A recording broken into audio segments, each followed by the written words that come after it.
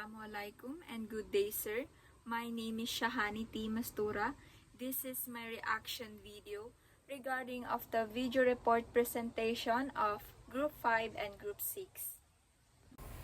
So, ang naging reaction ko sa presentation ng Group 6 is sa intro pa lang is hindi ko masyado naririnig dahil sa ingay ng mga sasakyan sa background ni first reporter, pero na-define niya naman ng maayos kung ano ang agriculture and nasabi niya kung ano yung mga effects nito.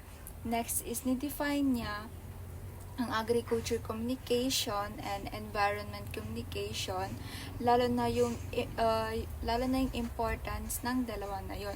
So sa second reporter naman is ang naging reaction ko is okay naman kasi malakas yung boses niya, malinaw din yung pagkaka-explain niya, binigay niya yung mga key stakeholders na nagwo-work sa agriculture and yung mga communication channels na ginagamit para makapag-provide kayo ng informations sa mga nag-work, lalo na yung sa mga farmers.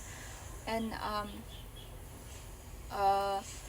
also yung mga challenges na kinakaharap ng mga nagtatrabaho sa agriculture. Gaya ng sinabi ko, yung mga farmers kaya kailangan nila na makareceive, kailangan ng agricultural communication para magkaintindihan. So, okay naman ang naging video presentation nila. Yun nga lang, isang ingay ng kanilang background sa ibang part.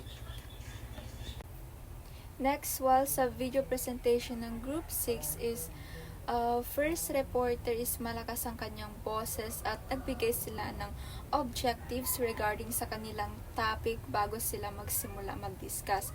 So, rito, malinaw na na-discuss niya kung ano ang agriculture extension, communication, and kung ano ang scope nito or sakop ng agriculture extension.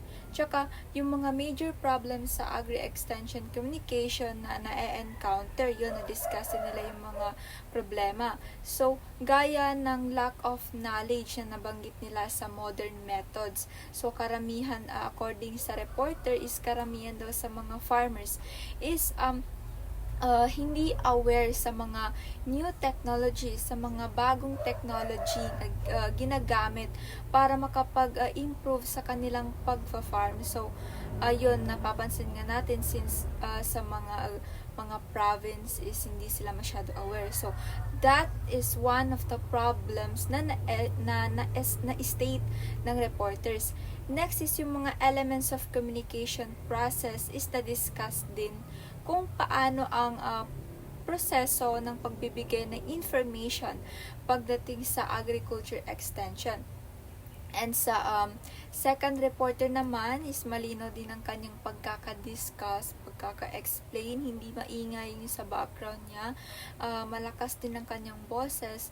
So, siya naman yung nag-define isa-isa sa mga types and roles ng extension communication. So, yun lang po. That's all. Thank you.